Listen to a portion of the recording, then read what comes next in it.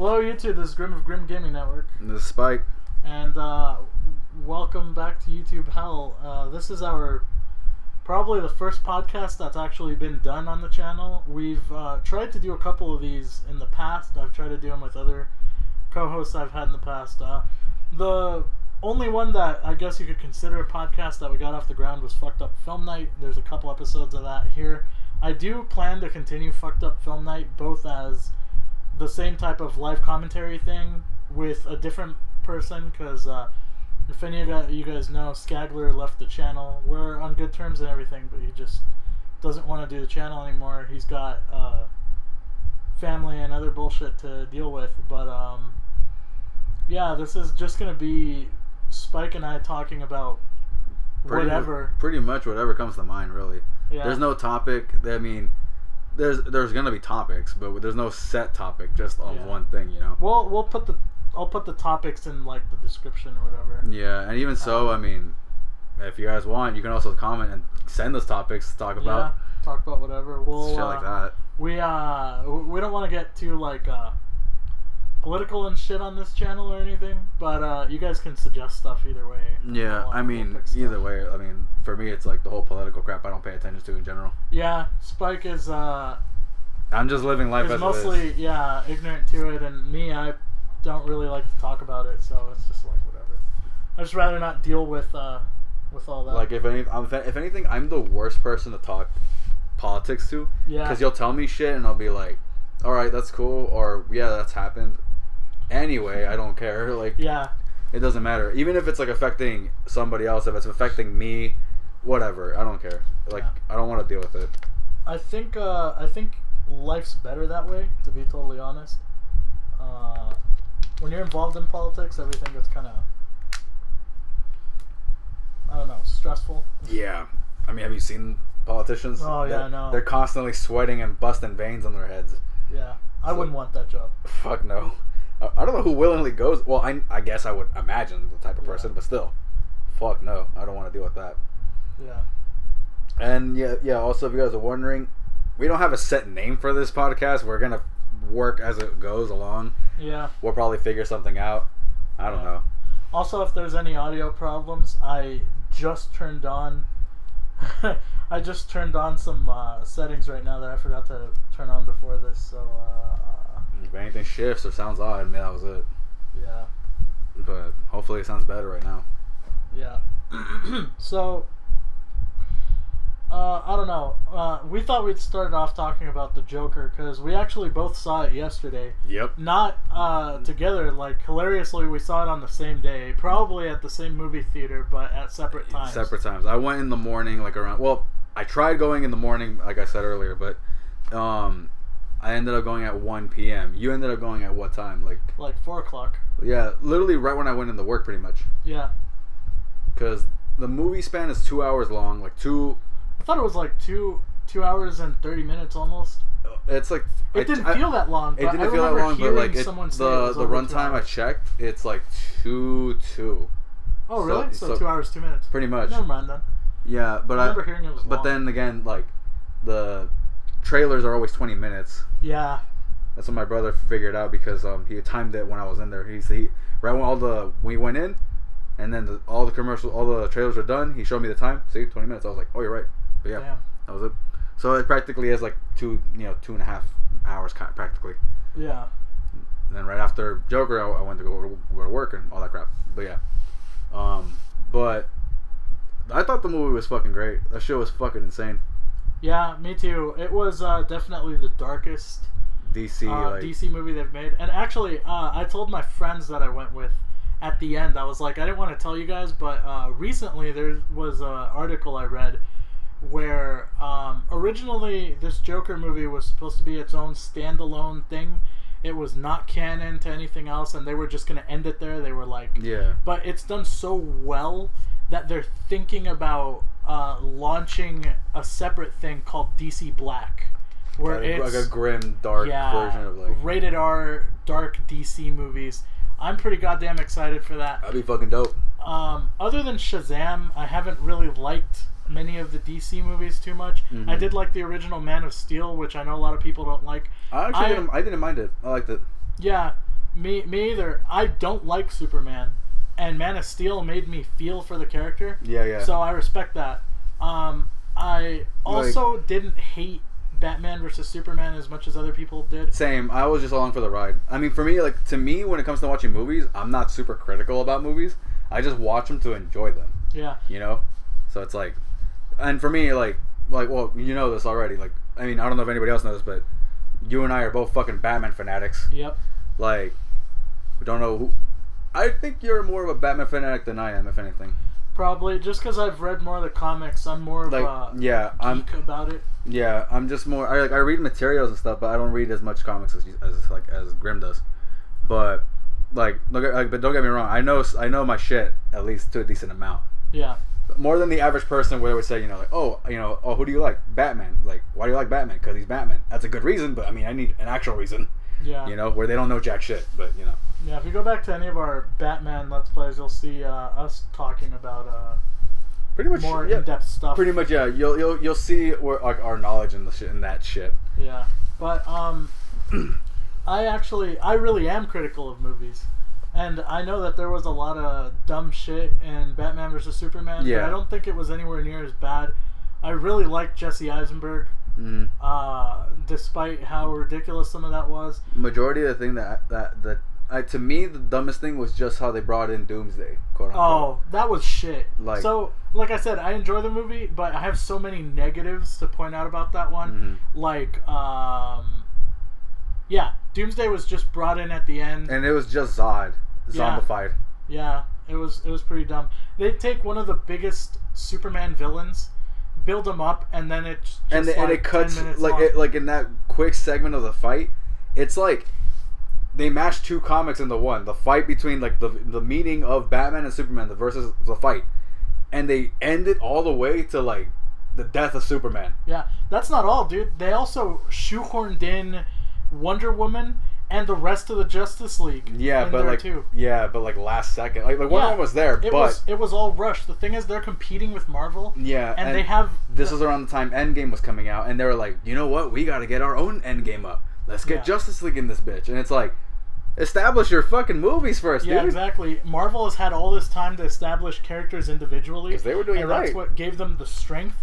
But DC or someone at Warner Brothers got really fucking impatient, and they were like, we need to get this out now. Yeah, we need to get everyone together. And it's like, no. It's like, dude, you're going to compete with, what, like 5+ years of like fucking Marvel movies that led up to the big Endgame, not Endgame, Infinity War event at the time.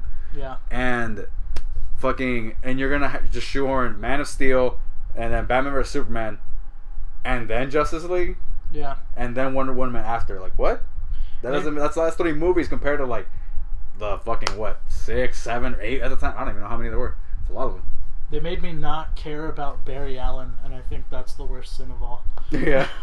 Because, like, they brought in all these characters, it's like, we don't know them. Like, I know them from comics. But but, like, the thing is... We don't know them. We don't know cinematic universe them, you know? Like, yeah, we haven't spent any time with these characters. I don't know. Here's the thing. I'm not good with knowing actors, like, names. I know a couple, but, like, I don't know them at all in general. Like, I don't know who the fuck played Flash, but to me, I don't know. He didn't really seem like a good Flash. No, I didn't like him either. And the suit didn't look good either. Yeah, and I didn't like the type of jokes they gave him. Like, Barry Allen is pretty much a jokester, but he's a jokester, but he's a smartass. Yeah, whereas they just made him, like, quirky and odd. Yeah, and they made him a teen. Yeah, practically. And it was just like, I don't know, man. It just didn't work for me. Yeah, I didn't like that either. It was just dumb. Yeah, I loved Shazam. If you guys haven't checked out Shazam... I haven't seen it yet, but, like, I have seen clips of it and stuff like that. And to what I can see, like, the one clip I was watching was the superhero testing. That was funny as fuck, because I was like, yeah, a kid would do that. They would start testing shit on themselves. That's the beauty of Shazam. I'm not going to spoil anything about Shazam for you guys, especially since Spike hasn't seen it. Mm-hmm. But it was the one movie, like, I saw the trailer and I saw how dumb it looked, and I was completely on board because they banked completely on the whole spirit of a kid trapped in an adult's body. That's the whole appeal. Pretty much in a superhero body, like. That's the whole appeal of Captain Marvel, is the fact that he is you know, it's For Billy Batson. those of you that know, Captain Marvel was the original name until he became Shazam. Yeah. Shazam's actually the name of the wizard who gave him the powers. Yeah. It's a long story. But people matter. eventually just started calling him Shazam because that's what he says to transform, so it's now Shazam, you know? But that's a different guy. But anyway, whatever, guys. Yeah. Anyway, the whole thing about him is that, you know, it's Billy Batson, and when he says Shazam, he physically becomes this superhero, but his mind is still the same. So he's really immature. He's a little kid, man. Yeah. And they totally went with that, and I think that's what makes it really charming and funny. And like how I said, like, you can watch clips of it, like trims and bits of it that just don't spoil much. Like the one, like I said, the one I watched and that was just like that was just funny as fuck was literally the superhero testing, where they're literally recording their like all the tests they're giving him, all the things they're doing, and they're just uploading it to YouTube. And I'm like, yeah, that's what a kid would do in this generation. If he had superpowers to do shit like that, they would fuck around. I would fuck around. Like, I would be doing that shit. And it's so stupid because it's so irresponsible, but like that's what a kid would do. It's like straight up like they become a YouTube star. Yeah, one of my favorite things where it was like, I forgot what he does, but I think he puts like a box on him or something like that shit, and see if he can see through it, or I don't know what. But then he sets it on fire, and he scribbles the X-ray test, and he says like, oh, fireproofing test. Sets it on fire, and he starts running, and then like he just comes out like, what the fuck? And then like he just starts like chasing him. Like that shit's funny because it's like, you know, you wouldn't agree to fucking, you know, oh, let's burn you. I'm not gonna agree to that. But if you're a superhero and you can take all these hits, let's test it out. You know, that's like a funny little joke shit that they did. But all these things they're doing make sense. Yeah. In a mind of a kid, you would do that. Like, and obviously they think maybe you're as strong as Superman. Let's see if you can do all these things. Yeah. But but Shazam has different shit than Superman, but he's still equal in strength to a degree. Yeah. Not mentally. If you guys are interested in that though, and you guys were kind of worried from, you know, the bad taste left in your mouth after Justice League and probably Aquaman, if any of you were unfortunate enough to see that, I haven't seen it, but I've seen clips of it too. Yeah, it wasn't great, but if you guys should definitely check out Shazam. It's the one really good one. But anyway, they want to kick off DC Black. And the movie did so well that they're asking... I saw a thing where they asked... this isn't... I don't know if this is completely true, just an article I read, but they said that they asked Joaquin Phoenix if he would do a sequel, and he said yes. Yeah, so I'm pretty goddamn excited if that's true, and the whole DC Black universe kicks off. Oh yeah, if they can do all the really dark Batman Rogues Gallery, like they can do... They could practically do Hush. Oh, they could definitely do Hush, but they can do like what's his name correctly? I'm trying to remember. Well, Mad Hatter I'd be excited about. And Mad Hatter. Scarecrow was done really well, I thought, in the Dark Knight universe. They could do that again. But they could do it much grittier, and they can do a bunch more shit with the Fear Serum. It's gonna be rated R for sure. But They can do something like what happened in Arkham Knight. Oh, I would love to see Dr. Pig. That would be sick. I would love to see him. Because he'd be fucking demented as fuck. Yeah. And the guy I'm thinking of, how come I can't think of it right now? He was in Suicide Squad, but he was played by Will Smith, but it wasn't Deadshot. Deadshot, yeah. Deadshot would be great to do because, you know, he's... him and... Slade Wilson? Yeah, him and Slade Wilson, Deathstroke. Are you know, assassins. They could do that. Oh, Ra's al Ghul. Fully, Ra's al Ghul. The whole league. That would be sick. They could do like a whole... Like, see, if they plan everything right, they can lead with... They can flesh everything out. They can flesh everything out to the point where they bring in Damian. Oh, dude. And then it could bring to the point where, you know, he could technically...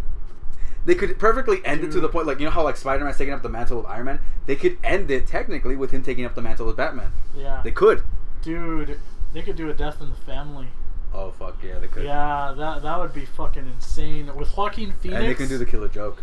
Yeah, the Killing Joke, yeah. The Killing Joke would be fucking great. With Joaquin Phoenix... I would love to see a recreation of Mad Love, too. Yeah, Mad Love would be cool. Like, especially if there's going to be a sequel, they can technically go from there. The next one could be Mad Love. Yeah. Technically speaking. Yeah. Because he would be hospitalized. Alright. So, I mean, Grim fucking ended up spoiling something, so he cut it out anyway. No, okay. So There's going to be a portion of this where we will talk spoilers. I'll put up some sort of, indication on the screen to where you can skip to.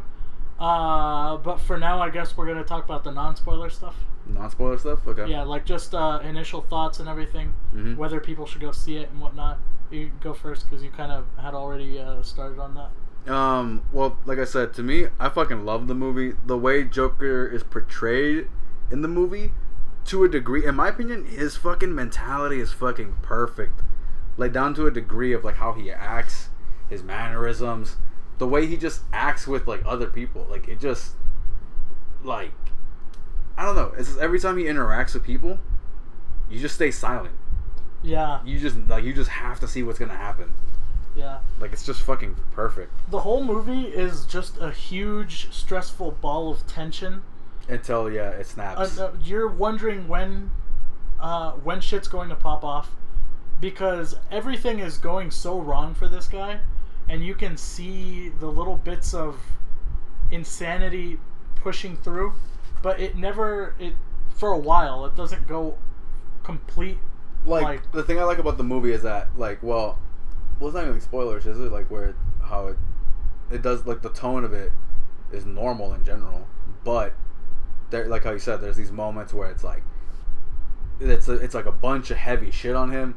It gets, like, intense to the point where he could snap, but you don't know if he's going to or not. Yeah, things get gradually worse. Things start with everyday bad luck to things getting way more heavy-handed, terrible in his life. It pretty much gets to the point where, like, his entire life's built up to this point for it to all fucking shatter and fall. Yeah, eventually he loses everything, and it's just kind of like he literally has nothing left to lose, and that's why he does the things that he ends up doing. But I mean, at this point, you want to just start going into the spoiler stuff? Yeah, but there was something I wanted to say about that. First, but I lost my train of thought right there. Yeah. Well, anyways, you could probably pick it up while we're talking about it.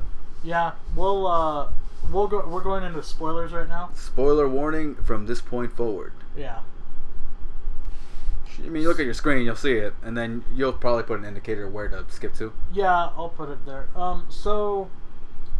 Earlier I fucked up and I mentioned that his therapist dies. Yeah. So they could continue it on from there. But what I was saying about the tension, it's crazy because it kind of pulls you into feeling bad for this guy. Mm-hmm. And I think there's a point, at least what the movie's trying to do is, there's a point where you still feel bad for him, but you don't agree with the things he's doing. Yeah. And, I don't know. It's funny because, not to get too political or anything, there was a whole bunch of, like, media outrage over this. And I think the movie's kind of calling that sort of stuff out. Mm-hmm. Like, the media jumps all over his actions. Yeah, all over his actions at the end with the talk show host and everything. Oh yeah, that scene. They don't cut any of the footage. Like when he kills Robert De Niro, I forget his Franklin Murray. Yeah, right. I think so. When he kills Murray on screen, they show all of that. They sensationalize the shit out of it. He becomes a fucking idol because of that. He becomes an idol to the people that are causing like all the pretty much because the people that are like beneath the rich and that are not getting pretty much like the proper shit, pretty much the people that get all the unfair treatment and shit look up to Joker, as a symbol, because he's the one that's like technically doing shit about it, but in a sense he's not really. He's just creating chaos. That's all he's doing. That's what I like is the fact that. Like, you see it shot for shot in the sense where it's like at the very beginning of the movie, normal, and on the bus, he's depressed as fuck. He just looks like he's already having a bad day. And by the end of the movie, while he's in the cop car looking at everything, he's just fucking smiling like fucking happy. Yeah. Like he's just enjoying himself at this point. Like, because it's like in the sense where everybody needs a break at some point. Where it's like, yeah, it's very skewed because I can see how people could kind of say that the movie is trying to promote like glorify the like because that that's kind of behavior. Finding his happiness took all of that. There's a line where he says, I haven't been happy one fucking day of my life Up until now. Up until he did all of this stuff. Yeah, up until he killed Yeah, but I think the movie is just kind of an unflinching look at evil. Like, it's not trying to tell you what to think about anything. Yeah. It's just showing you things. It's also, in a sense, technically, the movie is just practically an origin story. Yeah. It literally just is showing you, this is how he became Joker. Yeah. Like, this is what happened to cause him. And, like, how I love how he said in the movie, too. It's like right when he was sitting down in the talk show, and the fucking, like, how everyone was being... Because he admits to a crime that he committed, killing 3 guys that work for Wayne, like for the Wayne Enterprises and stuff like that. Yeah. And he admits to it, and people just start booing him, whatever the fuck. It's a really tense scene. Oh yeah. And I like the fact that like they start belittling him, they start saying shit to him, right? And then I love the fact that he just says, "I've had a really, really bad day." Yeah. And that ties into that fact where it's like, where he's trying to break I think if I'm right, trying to break Jason Todd, or it's either Jason Todd or why did I forget his name? James Gordon. Like, I forget which one it was, but like where he's saying, people are just one bad day away from becoming me, like me.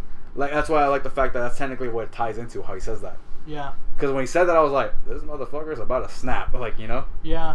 And what I said about the movie not showing any kind of morality, I think that's very important, because the movie never once tells you that Joker's in the right, but it also doesn't tell you anyone is right or wrong for anything. Yeah. Like, Thomas Wayne is in this movie, and I like what they did with him. Yeah, because he's not painted as a saint, but he's also... You kind of get the idea that he's still the same Thomas Wayne that is trying to make Gotham a better place. He's trying to do good, but he's not a saint. No, yeah, he doesn't go about it like the proper... He doesn't go about it in the right ways. Yeah. And also, you can tell that he's an aggressive person, straight up from his interactions. Obviously, yeah. Like, especially with his interaction with his Joker. Yeah, he punched him in the mouth. Yeah, just because he got misled, obviously, because a bunch of other issues. And Joker was wrong about that. Yeah, he was. Like, but like, I mean, he couldn't have known. Because his mother's insane. Yeah, he couldn't have known. He was lied to by this woman his whole life, which sucks. Again, another big step into making him who he was. Yeah, and then eventually finding out that he's been abused his entire childhood. Yeah. I don't know how you... Well, people block that stuff out. Yeah, they do. That's what it is. Until it comes to light when everything just hits back hard. Yeah. I think he remembered it all reading it. Yeah. Like, he was just, like, seeing everything come back into his head. Like... Yeah. There was one thing I mentioned. I went to go see this movie with my girlfriend, and I don't think she liked it as much as I did. But she mentioned something about it not being the way she thought it would be, and it not being a lot like the Heath Ledger interpretation. Which, the movie never promised to be that. It's his own thing. Yeah. But I actually disagree. There was a thing I saw where clearly it's not intended to be canon or anything, but some people almost think that it is a fitting prequel almost to the same Joker. Heath Ledger. Uh-huh. And I explained to her why. And if you guys remember Dark Knight, they mentioned that there are no known profiles on this guy, no alias, no anything. At the beginning, you're led to believe his name's Arthur Fleck and everything, but then when you look at his paperwork, he's an unknown child who was abandoned. Yeah, and he was adopted. That woman told him his name was Arthur Fleck. But he's not really that. But that's not his identity. There is no other paperwork with him. Yeah. As far as that goes, so it's very possible that that could have become that. I'm not saying it is or that it fits in seamlessly, but I don't think it's far off from Heath Ledger's Joker at all. Yeah. It's a much darker take. Dark Knight's Joker was really fucked up. I'd say it's a perfect road into that. Yeah, it could fit perfectly. If you really wanted to do that. Like, way down the line, it could fit perfectly. Yeah. The thing is, too, that... I know the timelines don't line, but whatever. They don't, but, like...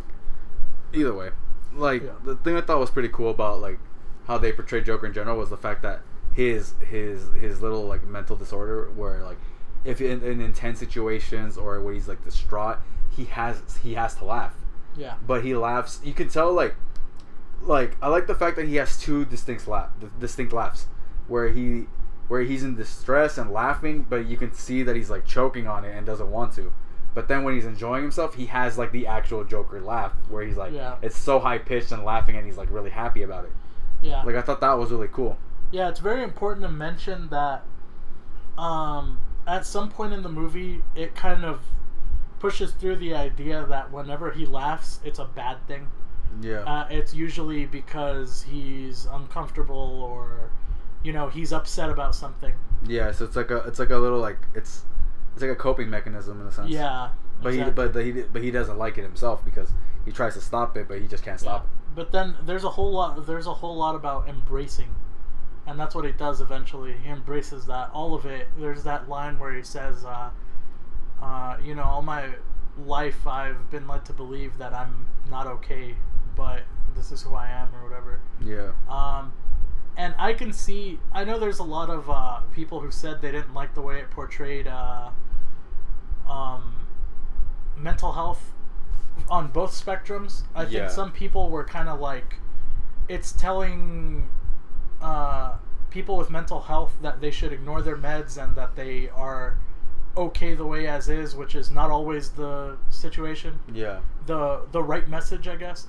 And on the other side, where people are saying that it was insensitive, I think that it was just honest. It was an unflinching look. Yeah, because it's like, I don't know. It's kind of like a double-sided. There are people who abandon their it's like a meds all the time. It's a two-sided coin. It's like, it's in a sense where it's like, I mean, for some people it's like, yeah, they could look at it this way and then they could look at it the other way, and both can be right, both can be wrong. Yeah. There's no actual fucking one way. I just don't think the movie is pushing any kind of message. No, it's just not. Showing you things. Yeah, to me, like, that's it. That's the thing, is that people need to understand, like, well, at least to me, like, this movie is just an origin story. That's all it is. It's not saying anything. Yeah, that's all it is. It's like the movie is just about Joker. The movie's not called, oh, check this shit out. You know, this is like what you want. We want you guys to believe and shit. It's like, I say, oh, you want to learn some shit? Here you go. It's like, no. Yeah. It's just, the movie's called Joker. It's literally, like, the movie's about pretty much the man who becomes Joker. It's, you know, like, all the shit that happens to him, all the fucking, like, trouble, the issues, all that crap. And you can't, and I think they did a pretty good way of explaining, like, I guess, like, how his mentality works to why he's doing these things. Like, because, I mean, yeah, he's had enough. Like, to a degree, to the point where he just wants to be, like, you know, free and be himself. Like, that's why I like the fact that when he's, like, enjoying himself, he just starts, like slowly dancing and stuff like that. Like those scenes are really cool to me. Yeah, I agree. Two things. One, I think it's very fitting that you said the movie kind of has no message. A lot like the Joker. Pretty much. If you remember Dark Knight, he says that you know, everyone wants to have a message, but he doesn't have one. No, there's not. He's all about chaos. Yeah, and even in a sense too, where it's like even in the Arkham games, he's portrayed pretty well, because again, like, you know, you're still, I don't, like, I don't need money. I don't need this. I don't care. I don't need any about. He doesn't even care about Bruce's identity. No, yeah. He just thinks it's fun. Yeah. Even in Arkham City, when like Harley was saying, exactly. She wanted to check out, and then it's like, Harley, like, don't, like, why ruin the fun? Yeah, it's better if we don't know. Yeah, he says no one is who you think they ever are. Why spoil the fun? And I like that, because it's like, he doesn't care, and the best part is he doesn't even want to kill Batman. He just wants to fuck with him and keep him around forever, so that they can continue their game of cat and mouse. Pretty much. But the other thing I was gonna say is I lost my train of thought. It was something about him. Oh, and that's the other thing that's important. It's not saying like. It's not saying like meds were the thing holding him back from being happy. It was just societal stressors. Yeah. It was his life being shit. It wasn't one specific thing. It wasn't him having a mental health problem. No, it wasn't literally the girl he can't get. It wasn't his job. It was all of it. Yeah, which by the way, that twist was fucking crazy to me. Oh, dude, I know. So I had been dissecting this movie, and I watched a lot of YouTube videos of people dissecting it too. And I think it's very interesting to mention that a lot of people thought the whole movie was going to be in his head. And I thought that was an interesting idea, but I kind of almost didn't want it to happen. But at the same time, I think I would have enjoyed it, but I think other people wouldn't have enjoyed it as much. I have a friend who I talked to him about it, and he said, well, I don't like that. If it's all going to be in his head, I don't like that. I want the Joker to actually be a thing. But there was an idea that I thought would be neat, but not the best idea for the movie, where he's not really the Joker. There's a bunch of shit happening in the town, and because he's schizophrenic or completely delusional, he thinks he's a part of everything. That clown protest maybe is completely unrelated to the Joker, but he thinks it's about him because people are wearing clown masks. Or maybe there is an actual Joker, and he's not actually it, but since he's insane, he thinks he's the Joker also.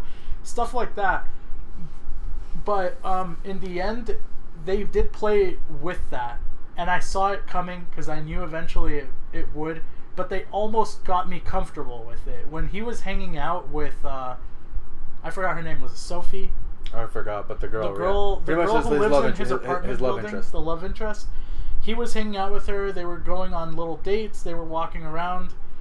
I thought it was, they were almost getting me. The only time where I was like, this is bullshit, is when they were looking at the newspaper and she was like, I say good riddance, the guy is a hero. And I was like, nah man, this is all in his head. Yeah. I see it, because in his perfect world, she would completely be okay with everything he does. And then, you know, that moment comes where he's sitting in her apartment crying, and they're just like, she walks in, and she's like, who are you? You're that guy who lives across, like... Yeah, and I was like, oh shit. Like, that moment got me, I was like, what the fuck? Yeah. Like, because it was like, to me, I was like, at that point when all that shit was happening, I was like, this seems too perfect. Yeah. That's what I was complaining. I was not complaining, but I was like, that's when that thought hit me. I was like, because as soon as he walked in and kissed her, I was like, Yeah, and she just went along with it. I'm suspicious about that, but I'll let that... And she just went along with it. Yeah, but strange guy she met. Yeah, and it's like...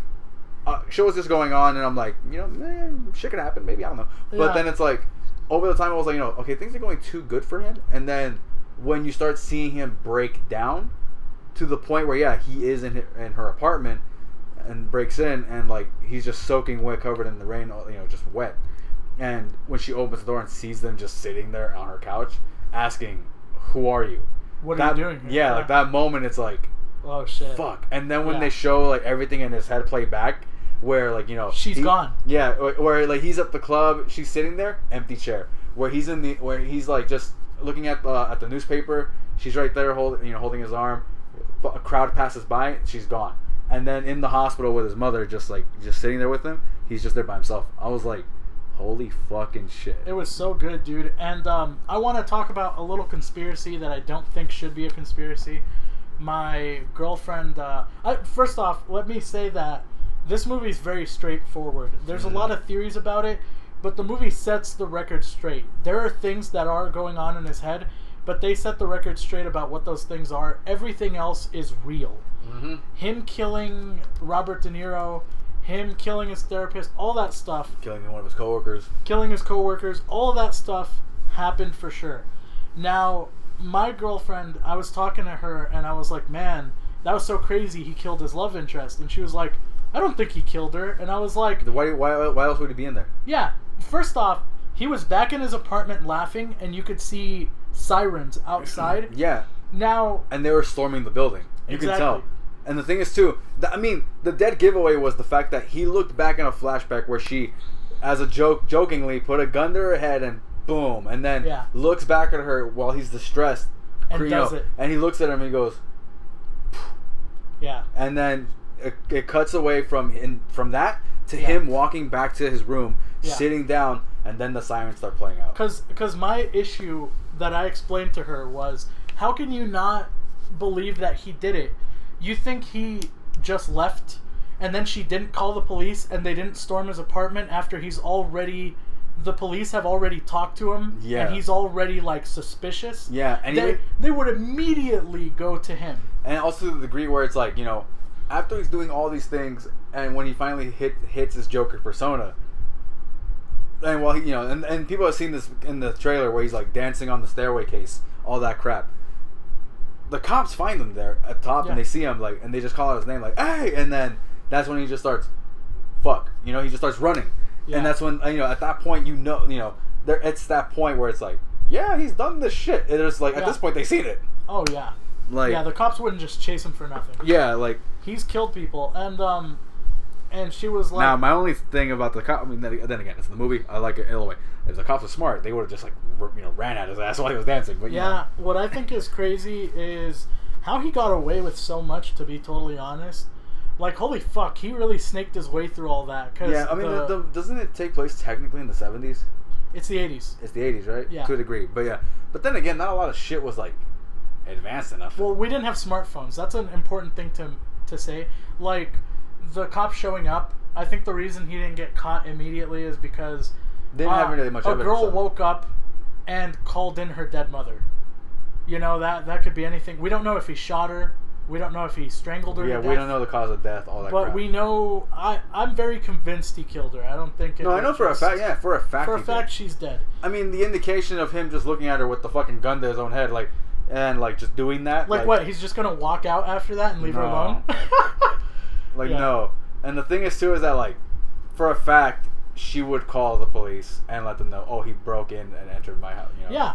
And then they'd be like, oh, wow, we've been investigating this guy. Let's go on over there. Yeah, like, no. Like, the most definitely he killed him. Like, he killed her.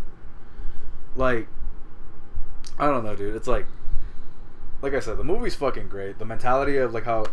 Also, Joaquin Phoenix plays the character fucking perfectly. Yeah, I think he's so good. I think it's definitely going to open up that debate of who's the better Joker again. Hands down, Joaquin Phoenix. Me, I say it's a little bit hard, but as a character study, definitely Joaquin, because, like, he was a lot more mysterious in Dark Knight, and I love Heath Ledger's portrayal. He was my favorite Joker. To me, it goes Joaquin, and then it goes Heath Ledger. Yeah. To me, but then Mark Hamill probably. Huh? Then Mark Hamill probably. Well, I mean, Mark Hamill to me is like top no matter what because he's the voice. Yeah. In animated series, but when it comes to like live action portrayals of cinema, like in the DC cinematic universe, by far Joaquin Phoenix is portraying the best. Yeah, I don't. The worst one is Suicide Squad. Oh, I hate Jared Leto so much. Controversial statements here, but that was the worst one in my opinion. It's the worst Joker. It's the worst Joker by far. And I like Jared. That's the shame of it. But like, I knew it was gonna be bad when they were like, "Oh man," because Heath Ledger. It's no secret he kind of lost his mind to that role. Yeah. And Jared kind of tried to do the same thing, and then there were stupid articles out being like, "Oh man, he lost his mind. He was sending dead rats and used condoms to his I've heard that his fucking co-actors," and I'm like, so he's no longer the Joker. He's like a prankster teenager now. Like, would the Joker do these things? No. He's a psychopathic terrorist at its most basic form. And he would have sent them letter bombs. Yeah, and he he would have them at gunpoint and tell them fucking something. And he was, and even if he got what he wanted, he'd shoot them anyway. Yeah. Like, straight up, no. Yeah. That being said, this movie is dark as fuck. It's a lot more brutal than you expect it to be. It's very violent.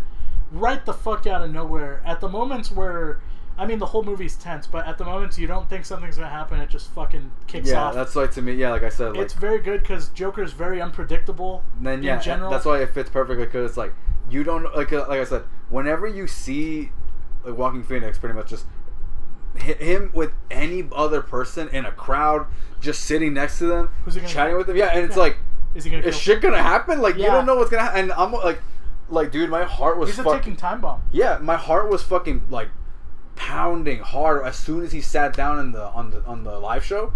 I was like, fucking A, dude. I'm scared. Yeah, I'm like, goddamn. Because you know it's happening, but you don't know when or how. He had rehearsed it. He talked about it. He'd gone through the scenarios. But you don't know exactly how it's going to kick off. And there were more people on the stage with him. Yeah. And you don't know if he's going to kill them too.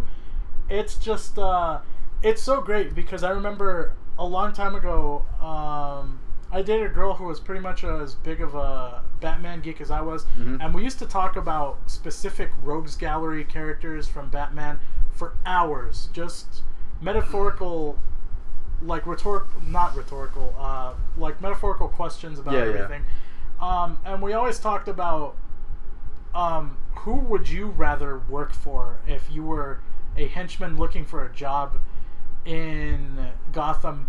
And I said, I love the Joker, but definitely anyone but him. I will not because work. No, he will kill you. If he gets bored... He will kill you. If he gets bored or he just decides on a whim that he wants to kill you, he'll do it. He's done it several times. Yeah. It doesn't mean shit to him. He doesn't give a fuck. I'd say... His excuse... I mean, he'll make jokes about it, too. Like, I mean, to the degree where, again, like, I'm going back to the fucking Arkham games because I love them so much. Like, where Batman and Joker first interact, and then, you know, he has his two goons on him, you know, guns pointed at Batman, and then he's just like, Joker just explains to them, you know, why would you save me? We're the bad guys. Yeah. You know, like these two right here, boom, boom, and kills them both. Yeah. And then, you know, Batman was just like, you know, about to swing on him or whatever, and he's just like, no, see, these two are very bad men. They've, you know, the things they've done, you don't want to know. Yeah. See, like, they deserve death. And he doesn't give a fuck. Like, because he doesn't have a code of honor. You know, he doesn't give a fuck. And then at that point, in the point in that scene too, he was about to fire on his own head too, but then Batman stops him. Yeah. And that's why I think it's funny because, like, point blank, he has the guy he can just shoot, but no, he shoots his guys instead. He doesn't give a fuck. He beats Harley. Which I find funny because I remember back then people were saying, I want a relationship like, you know, girls that would say, I want a relationship like Harley and Joker. Yeah. And I'm like, oh, so you want to get beat? You know, you want to get beat to death. Yeah.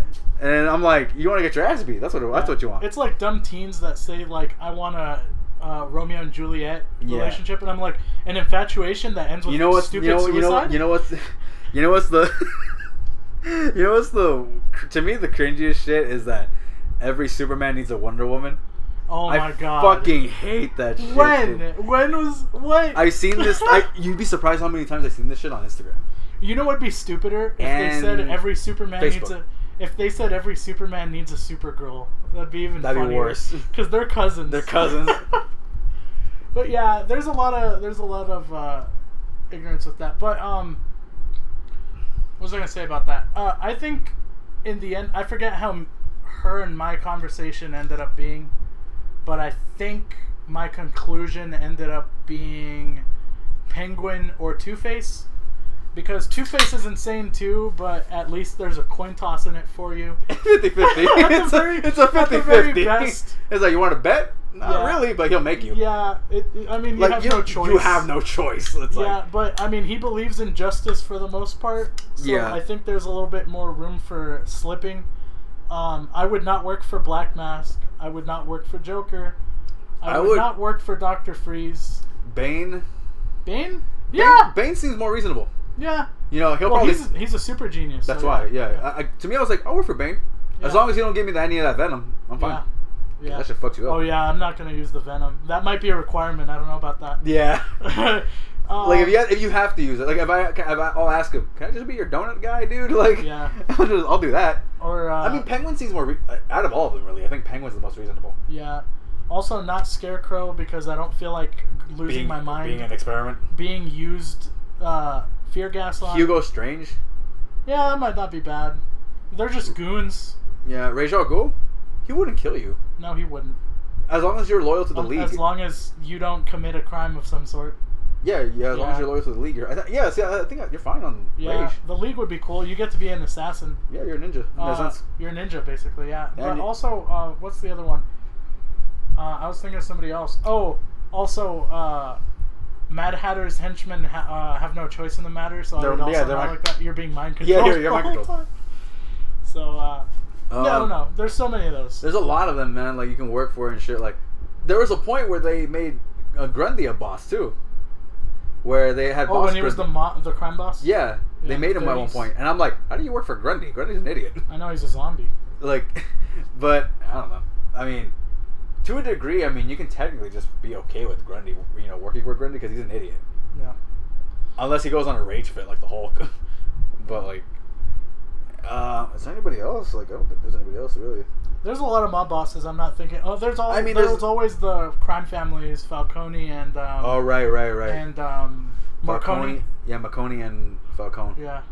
And then there's Marconi and Falcone. That's one thing. Yeah, Marconi and Falcone.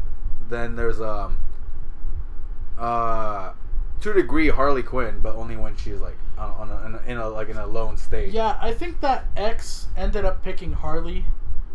Because there is sometimes where she's portrayed as having her own squad of goons where they wear the Harlequin thing. Yeah, the Harlequin, and the diamonds and stuff, yeah. And she's insane and hears voices, but she's not as chaotic as Joker is on her own. Yeah. She usually steps up to that when he's around. Yeah, but she still has sympathy. Yeah. To a degree. Yeah, she's not anywhere near as bad. You have no fucking choice in the matter. Oh, yeah, I don't if you're male, you have no choice in the matter. Yeah, you're just a sex thing at that point, so I don't know about that. Yeah, I would not being inseminated. I wouldn't go with Ivy. Yeah. I'm trying to think of others. There's a lot of villains. Yeah, there's a lot of villains you can go through, which is pretty funny. Yeah. They never made Clayface a boss. No. But he just hides in the shadows. Really. He works solo. Croc works solo. Catwoman works solo because she's a Magpie. Magpie. She works solo, doesn't she? Yeah. Then this Professor Pig's by himself all the time. There's no way people will fucking follow that motherfucker. Yeah. He is crazy. Most of these guys are lone wolves. Deathstroke. Deathstroke is a lone wolf too. Deadshot. Deadshot's a lone wolf too. They're assassins, so. Ugh. Yeah, no, I'm sure there's more, but really quickly, I wanted There's also Shiva. Shiva? Yeah. Oh, didn't Copperhead in that game that we played have goons? No, I don't think so. I don't think she would, but I mean, I lost my mind during the playthrough. Yeah, I know. But no one ever got to see that. Yeah, we sang Voodoo. It was great. Yeah, that day I forgot to eat because I was overworked that day, and I was losing my fucking mind that day. Like I legit was like, once I saw like the fucking like TV start swirling with Venom and all that crappy like all that shit, I started losing my mind. Yeah. Really quickly, I do want to go back to the Joker movie. It's not all completely dark either. I know a lot of people are going to focus on the darkness, but I kind of do want to mention some of the comedy that was in there. That shit was fucking. There were some good funny moments. Yeah. There's always the first time he gets a gun, and he shoots into the wall, and his mom's like, "What are you doing in there?" He's like, "I'm watching a really loud movie." A really loud war movie. He puts up the volume of the TV. Yeah, even though it's like a talk show. Yeah, it's like a talk show. I think it's like the credits of the talk show. Oh, maybe. And then there's also my favorite thing was still there's a weird moment where he's shirtless and he's dancing alone, and he's talking to himself, and he's like, "What's your name?" "Oh, I'm Arthur." He's like, "You're such an amazing dancer." He's like, "Yeah, I know." And I'm just like, he's so insane. It's great. Yeah, to me, like. To me it was really just funny, and it was just simplistic and stupid, but I liked it. Yeah. Where it was when he was outside Wayne Manor, and then he's just like and Bruce sees him, and then he's just like looking at him, and then he just crouches down and comes back with the nose. It just made me laugh. Yeah, and was funny. And then obviously the ending scene was funny as fuck to me because he's just calmly walking away, happy, and then as he does like a pirouette spin, walks off screen. Yeah. And then next minute, he's fucking running away from the guards. Because the orderlies are like, "Hey man, you killed that therapist. What are you doing out of yourself?" And then he's fucking running away. That was like, he runs a lot in the movie. Yeah. Like and it's like my brother mentioned like he when he saw him running, man, he runs wacky as fuck. Like, and I'm like, yeah, to a degree, it makes sense. Kind of like Joker does in some of the other medias I've seen too. Yeah. He's a really lanky guy who's described as being stronger than you expect and a better fighter than you expect. But yeah, I hope we get to see some more of that. It'd be nice to see him with a knife and some of the gags, maybe a gag gun or something. Yeah. His fucking big ass hand cannons he likes to use. The teeth chatter bombs. Yeah, stuff like that. Some really sadistic bombs because I want him. Bombs and knives are like his bread and butter. I want him to pull. Loves that. Like, I hope they get to pull the at one point the bang gun gag where he just goes bang and then it's like, and then next second boom shoots the motherfucker like that shit would just scare people. Yeah. Because again it built perfect tension because it's like he's just smiling and it's just this bang, you're like, and people will just be like breathing fucking heavy and they'll be like like all, and then once they calm down, pulls out the actual gun and shoots them. Yeah. Like that shit's insane. Like that shit would be insane. Classic Joker. There are very little sympathetic characters in the movie. I'd say the love interest is probably the most sympathetic. Everyone else is kind of portrayed as somewhat deserving. Somewhat. I also didn't think Robert De Niro's character was all that bad. Like, yeah, he did make fun of him at one part, but then when he was actually in his dressing room, he seemed to be pretty nice about it. He was like the producer was like, "Why the hell would we call you Joker? Your name's Arthur Fleck." And he's like, "Hey man, let the kid be called what he wants to be called." I don't know. He seemed very supportive. I thought it was strange that he still went through with it after that. His mom turns out to definitely be a bad person. Yeah, to pretty sucks. much be a delusional fucking woman. Yeah, it sucks because I did feel bad for her. There was that one moment where I was like, "Damn, that was mean as fuck." Where he's bathing her. I was talking about something. Yeah, but no, I mean at that point she deserved it, but yeah, but he was bathing her. And he mentioned that he wanted to do stand-up comedy. Oh yeah, she's like. And then she was like, "Don't you have to be funny to be a comedian?" She was like, "But don't you have to be? You have to be funny to be a comedian." I'm like, "Damn, dude, it sucks." Yeah, that's just crazy. Like a lot of the shit that happens in the movie is just fucking intense. Yeah. For the record, I thought his joke about, his life and his death. Yeah. Like hopefully his death makes more sense than his life. That hurt me, but no. That one I saw that. Heavy. I saw that. I was like, damn. That's really heavy, that's dude. Good. That's really heavy, but like, no, I was gonna say his stand-up routine. I actually didn't think it was that bad. I know he butchered it by laughing or whatever. Yeah. But I thought that the whole, I always wanted to be a comedian, but people don't think I'm funny. But when I was a kid and I'd tell people that I want to be a comedian, people laughed at me. Yeah. And I'm like, that's good. Yeah, and then it's like, but now that I'm a comedian, no one's laughing. No one's laughing. Yeah, exactly. I'm like, that's funny.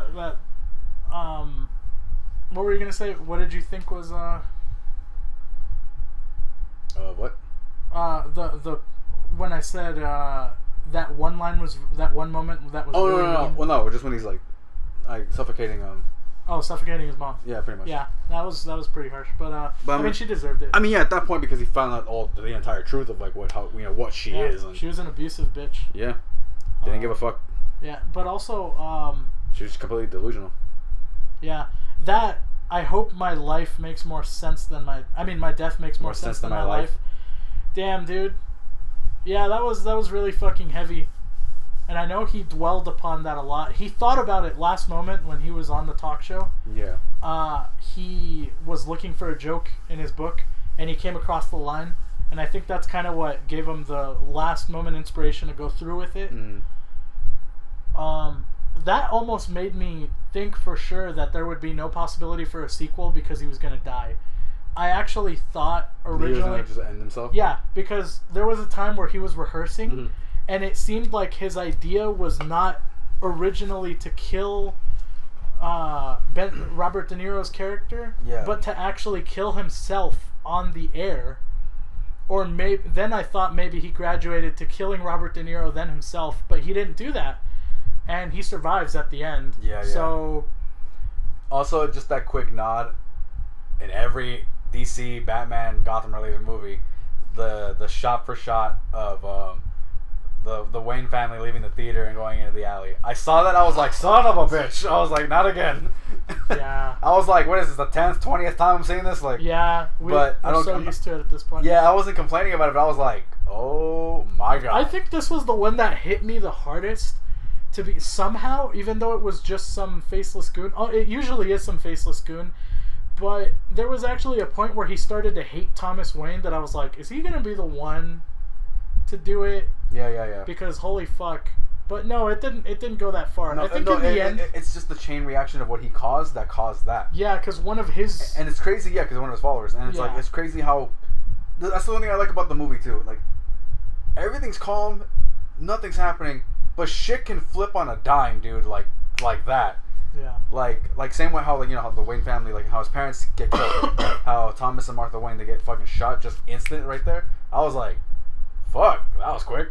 Yeah. And then that shot of the polar opposites of Joker just dancing on the in front of everybody being cheered on, and then the shot of Bruce looking over his parents, his dead parents. I was like, yeah, you know where this is going. Just look cool. And it's the moment that turns everything. Yeah, history has been made in Gotham at that pretty moment. much. Yeah, I saw that. I was like, that's great. Yeah. I was like, that's so good.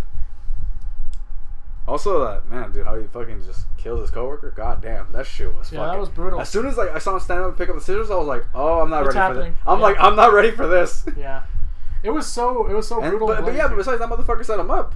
Yeah, because he gave him the gun and then. No, I was pretty pissed too. Not to get too personal about things, but I used to be a private security guard, and I had something like that happen. It wasn't as serious. It wasn't a gun thing, but it was like I used to work for a company, a private security company that had a contract with solar panels, and they had a lot of construction going. So they warned us about when construction workers are there are certain streets we can't use. And there was a coworker who it was the first time I was in that certain sector. Yeah. And I asked him where I could leave, like where I wouldn't get in trouble. Yeah. And he told me which road to take. And I got in my car and I drove up that road. And then I heard him reporting me to the boss over the walkie, because I didn't turn off my walkie yet. I was headed back to the security yard still. And he reported me, and I was like, that son of a bitch. Like, why would you do that to a coworker, you know? And it just reminded me of that. And I was like, damn, dude, that's such a shitty thing to do. Mm-hmm. And it's just the fact that it was unnecessary for him to be like, oh, he was trying to buy a gun off me last week, when you're the one who was like, here, have this gun. Yeah. And he's just like, oh, he was trying to buy a gun off me. That was really fucked. Overall, I think he should have learned how to conceal a gun better. Yeah. He wouldn't have dropped it in the hospital. No, when he dropped it, I was like, shot for shot. Like, I'll show you. I mean, no one's gonna be able to see me, but Grim can see me, obviously. Just like, as soon as I'm just watching the movie like this, and then like just cross my arms, watching it. He's dancing, and I'm like, oh, he's enjoying himself. And as soon as the gun dropped, I was like my hands went to my mouth. I was like, oh my god, you idiot! Like, why would you fucking like? I felt so bad for him, dude. I was like, it's over now. This was like his last shot. Yep. And he was killing it. Yeah. Oh, the strangest thing, I should say, not saddest, is he never killed his boss. Of all people. You would think, right? Yeah. Yeah, you would think he would. He even says, I don't like you. He fucking flat out told him, I don't fucking like you. Like. Yeah. But I like how they play that mentality too, to that degree, where both his coworkers show up. The guy who pretty much got him fired because of the gun, and the little, Arthur. The little short dude, Arthur. Yeah. I like the fact that it's two guys that, one, the short dude, has been completely nice to him the entire time. The other guy being somewhat of a dick, to him. And the instant, like, where they're talking or whatever the fuck, right? They're trying to cheer him up, but then, like, they're, I mean, the short dude most likely is, like, there for Arthur. That's his name, right? Arthur? Yeah, he's most likely there for actual good intentions. But the other guy's just there to make sure, like, his ass isn't, like, on the fucking grill, Yeah. He's just there to make sure, like, oh, I'm good, right? But the moment he fucking, like, as I said, he puts scissors on his fucking back pocket, and he starts reaching for them, I'm like, this motherfucker's about to fucking bleed. Like, and then the instant he stabs his neck, fucking slices it, and then he fucking stabs his eye, and then starts bashing his head. He starts bashing his head against the fucking door frame, like, just like against the wall. I was like, God damn. Yeah. And then the fucking just him screaming, freaking out. I was like, yeah. And then once it was all done, he's just like Joker, just fucking. He's like relaxed. Yeah, he's just like. Yeah. And that's it. Calm. And then Arthur's freaking out in the corner, doesn't want to move. Yeah. And then that tension, like in that scene, I felt so bad for Arthur. I was like, please don't kill Arthur. Please don't kill him. Yeah, I didn't want Arthur to die either. Everyone that was with me didn't want Arthur to die, and we were all happy he didn't die. Yeah, but I should. But like the transition of him like saying, he's like, don't worry, Arthur, I'm not gonna hurt you. Yeah. You can go. Yeah, he's like, you've always been nice to me. No, the fact too, like when he's slowly walking past him and he goes, wow, he scares him, and then I was like, I'm sorry, I'm just kidding, and then he tries to, and he's like, go, there's a door, you can go ahead, and then he tries. I was hoping, because when he couldn't reach, because he has a lock, and like the chain lock. It's the chain lock. Yeah, and he couldn't reach it, and I was like, please don't fucking kill this guy, please don't kill him. And I felt so bad for him because, and he asked him, he's like, the chick, can you get it? He was like so nervous, and then I'm like, I would be too, because I mean, you don't know if that motherfucker's gonna snap on you. You never know. And then he was like, oh, right, yeah, and he gets up and forgot about the lock, and then he opens it and he opens the door. Then a brief second again closes it. I'm like, oh my Yeah, god, dude, don't. yeah. Like, the tension goes up and down, up and down. It's such a good scene because it's got everything. Like I was gonna, and then like how just the last thing I'm gonna say, just like on that scene is that it plays in that mentality where it's like, you know how he says, you know, you were the only guy that was nice to me. He kisses his forehead and just lets him go. Like, it's plays in that mentality where it's like, if you're, you know, you fuck with the wrong person, you're gonna get some problem. You know, shit can happen. And then, you know, if you're nice to the guy, you know, yeah, it's like, it's also, and it reminded me of that degree where I've heard people, like, in a sense where it's like, where people, like, students, like, you know, if a student warns another student saying, I like you, don't go to school tomorrow, that's a fucking big red flag.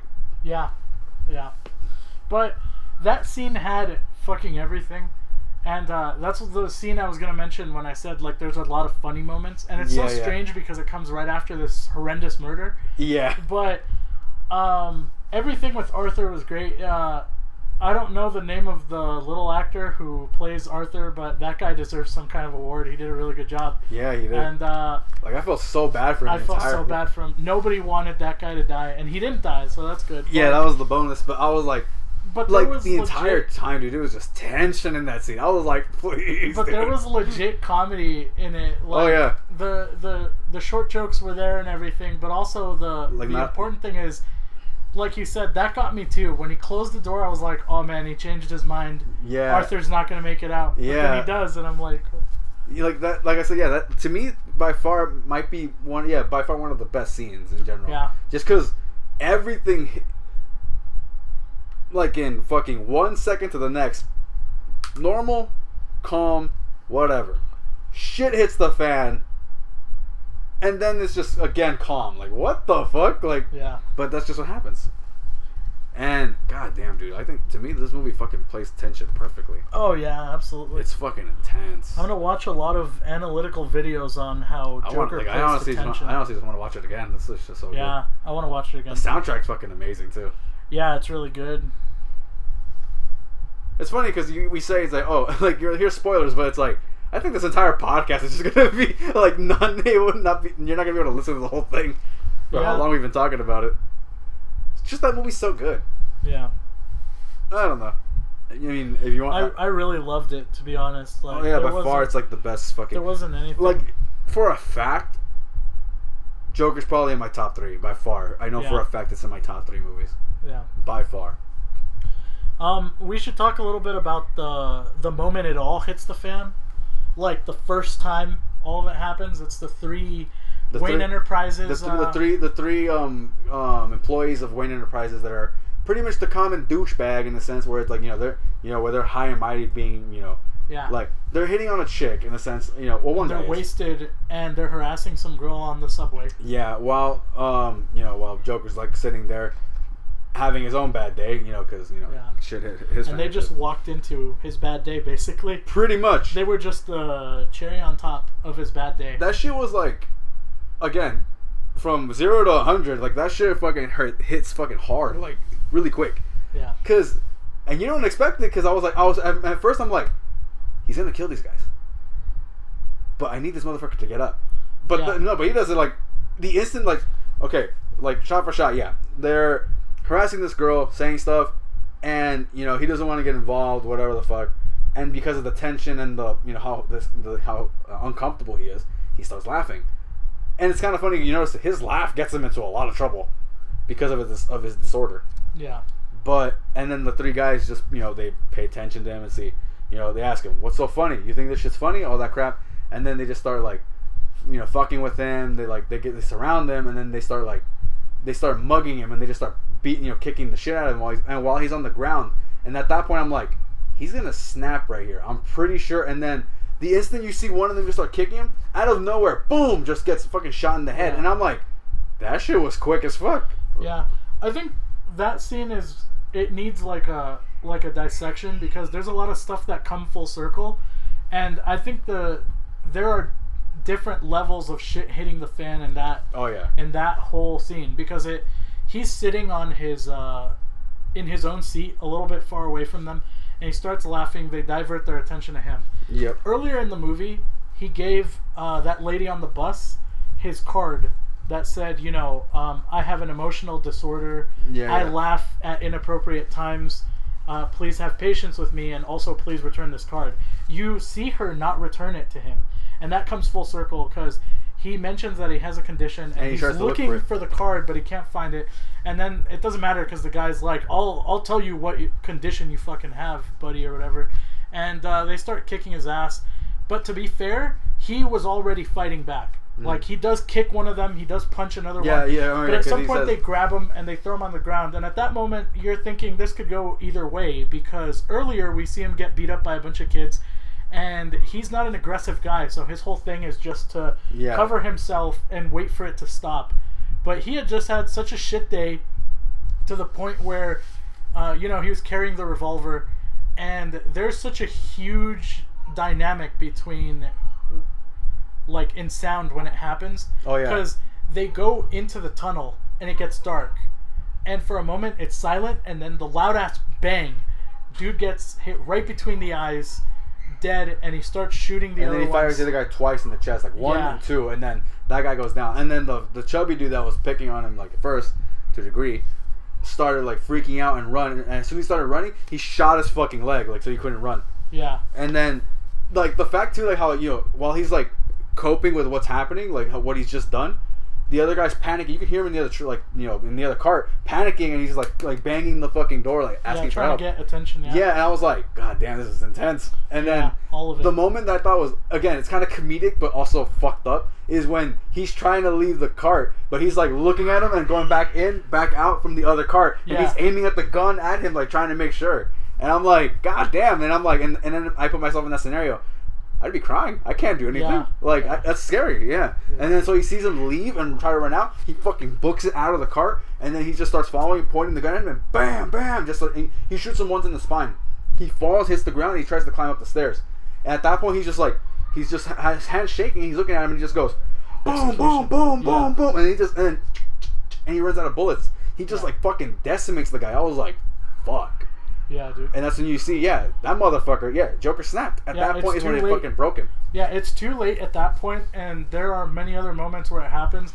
There's like calms before storms. Yep. Basically, where it goes from wondering when is he gonna snap to when is he gonna snap again. Yeah. Because you know it's happening. And then the movie throws you a curveball because things start to get good after that, like for him. And, I remember exactly what you said, where you were calling bullshit because his life seemed too good. And I did the same thing, but I was like, either this is happening and something terrible is going to happen next. That's what I was saying. She dies or something. That's what I told my brother, too. We were watching, I was like, watch this bitch fucking die, and he's going to snap. And then... Like, his life is finally going okay, and he either gets arrested or some guys find out who he is and they kill his girlfriend or something. Yeah. Or, again, it just turns out to be bullshit, and it turned out to be bullshit. Yeah. And I was like, in my head I was thinking, well, I'm glad my first instinct was right, but fuck. Yeah. I was hoping for the best, but I mean, it's not gonna happen. It's like shit happens. Yeah. But, goddamn, dude, like, honestly, I think this whole podcast is just, like, this one first episode is just us praising the fucking movie to its fucking degree. I think this is just going to be, this podcast episode is mostly going to be about the Joker. Most likely. I mean, I don't know how long we're on at right now at this point, but... About an hour 8. Oh, wow. Doesn't feel like it. It's crazy. Yeah. No, that's the beauty of podcasts. Yeah, you have stuff to talk about. It just happens. Yeah. You want to keep going, or you want to end it here? We can keep going. I don't have... anything else to really mention, I guess? I mean, if we don't, that's the thing. We just end it for this first episode. Be a good starter. Yeah. It's up to you. Trying to think of something. It's like, shit, edit this out. As far as the movie or whatever, I'm going to. But, like, as far as the movie goes. As far as, movie, like, it's funny because as soon as the movie starts, like it starts out normal and basic, just like with him and his job, and then like when the kids steal his sign, they bash him with it at some point while he's chasing them, and then they start mugging him, and it's like that already sets the tone of the movie. I like how silent the fucking title card shows up, just Joker, just like that, no sound effect, nothing. It just shows up. It's right after he got his ass kicked too. It's really right when he's on the ground, and I'm like, it kind of sets the tone where it's like, this movie it's gonna be one bad day after another. It's gonna be really bleak. Yeah, like it's not happy. Yeah. Like it's gonna be one bad thing after another. Yeah. I was like, I'm for it. I mean, I know what happens, but fuck. The whole movie is a huge dosage of harsh truth. Yep. And I think that's what a lot of people don't like. Especially in my opinion, like the fucking, in a sense, with the society of today, in a sense, where people are too sensitive. Yeah, people are way too sensitive, and also people are very escapist about stuff. Everything is just about avoiding harsh truths, like the movie is dishing out. You know? Yeah. Nobody likes to point the finger at society or anything. The fact that our society does have problems within our, the way people act nowadays and everything. Nobody likes to say that they're part of the problem. But yeah, everyone's, a lot of people are at each other's throats, and other people are way too sensitive, very self-centered about everything. It's just, it's all of that. And it exposes those truths, and it exposes the problems we have with mental health also. And people don't like to look at that shit. And I think that's why when people say this movie was very insensitive about mental health, I hear it as, this movie tells the truth about mental health, and I don't like that because it makes me uncomfortable. But it's like, there are a lot of people suffering from, mental health problems. I have friends who have mental health issues, and a lot of people aren't getting the help that they need and everything because, I don't know. You know, there's something up with the way we deal with mental health, and it's not working out. No, it's just a bunch of, it's a bunch of heavy shit. Yeah. And people need to learn to deal with it. But people like to shy away from it. And it's like, it's better to deal with it than not, I don't know. It's just like, again, like it's all, technically anything we talk about is sensitive. Yeah. To a degree. It's hard to not offend, but the thing is, it's the whole idea of, with all the sensationalism about people saying that people are going to copycat the Joker or whatever, stuff in the movie, even though they had no clue what the movie was about when they were saying these things. Yep. It goes back to the whole art imitating reality, not reality imitating art. Yep. This movie deals with stuff that has happened at some point or another. People do snap. Yep. Especially nowadays, there's a lot of that type of shit happening. There are people on the fringes of society that are, they feel alienated from the rest of society. A lot like Arthur Fleck's character did. Yeah. And it sucks, but... It's up until, like, at the very end of the movie where it becomes chaotic is where he just feels accepted. Yeah. Like, where he finally gets acceptance and people just start praising him. Yeah. Which is crazy. And yeah, in a way that is pretty goddamn unhealthy if you think about it. But it's like, I don't know, it's just a tale of a man. That's all it is. In a sense, and it's a thing too people need to understand. It's a tale of a fictional man. Yeah. From DC.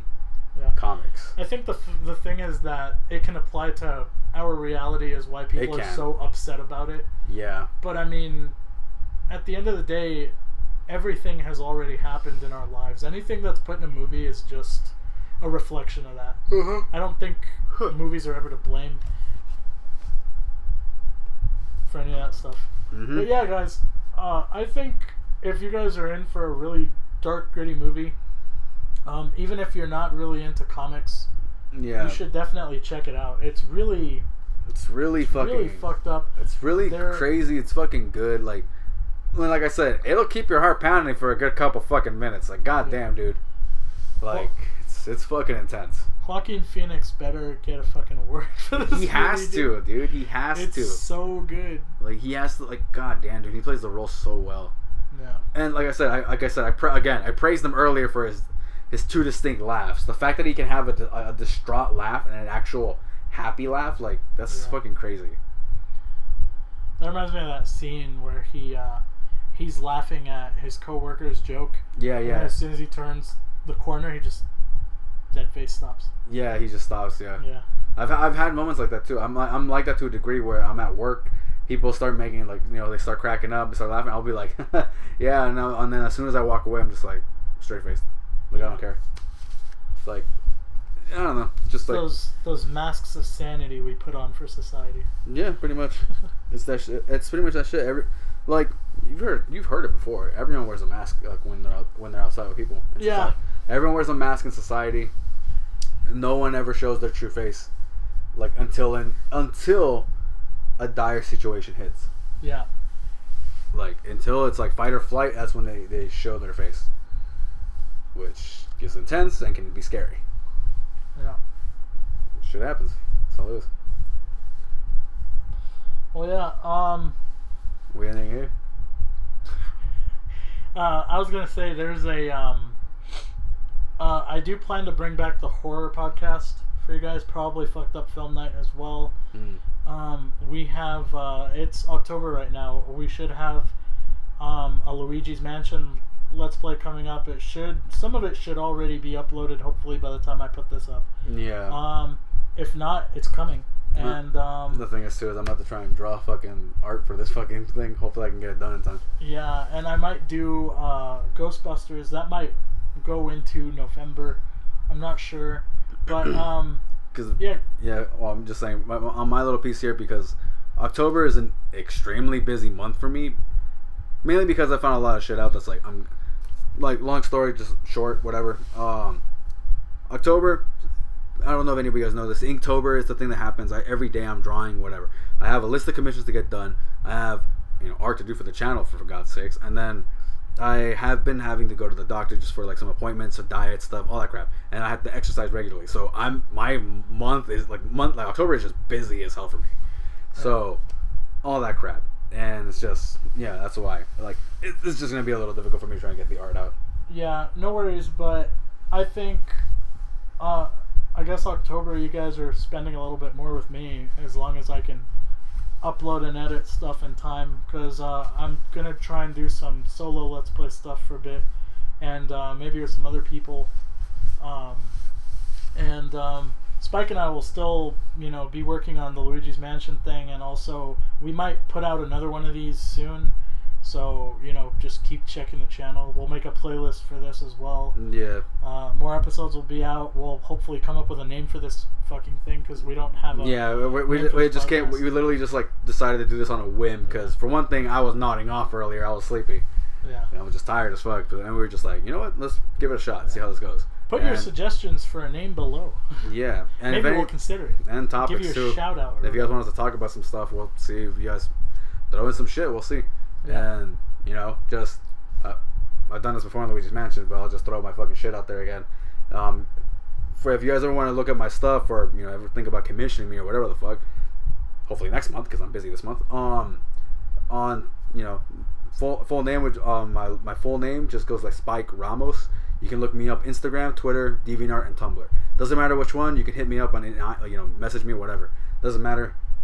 I also do like monthly requests every month, except I don't post them like immediately. I'll post them like the next month prior. And then another disclaimer too, because people never get this. I always tell them this, but no one ever listens to me. They don't, because they always ask me. Every time you send in a request, I'm happy to take it. I'll add it to my list of requests that I have. I don't mind. But the thing is that it's pretty long waiting list. It's a long waiting list, but it's not the fact that it's a waiting list. It's everything is randomly selected. I use a random number generator that I assign numbers to, and it draws it out. That's all it is.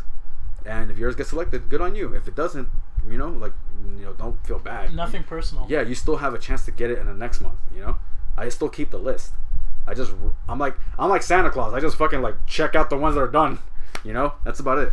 But again, if you guys want to look me up, just look my full name, Spike Ramos. I don't know if you're gonna fucking put my name on that. Well, yeah, I'll put it up. I mean, both our text would be in the fucking name on the page. Yeah. All of these media pages are always in our description, guys, and on the main page you can check it out too. As always, Spike runs our Twitter. I run our Facebook. There's an Instagram to be coming soon. I guess I should probably plug, but I don't really have anything concrete to plug. Not yet, at least. I do music. I'm a musician. I do various types of stuff. I write death metal, but that's not all I do. I also have some synthwave projects and some other stuff that I do that maybe you guys might have heard at this point. But if anything, I plan to do a lot of covers of shitty covers of your favorite video game music probably to go with a lot of outros and stuff, just because, you know, copyright claims and stuff like that. Plus, I like to do that kind of stuff anyway. I mean, even so, the next podcast most likely we'll be talking about, you know, our interests and shit like that. Yeah, since this one was more Joker heavy, the next one should be more about. You guys should get to know us a little bit more, if anything. Yeah, we'll definitely go into that. It was an idea I had, but this whole thing turned into just do it into a Joker fanboy podcast. But yeah, whenever I do have official SoundCloud for where all of the stuff for the channel will go, I'll put that up. I might put up some of my other personal projects. Haven't decided on that yet. But yeah, we'll catch you guys next time. Probably, hopefully soon we'll record another one of these. Yeah. And as always, keep an eye out for, you know, Let's Plays stuff on social media and everything.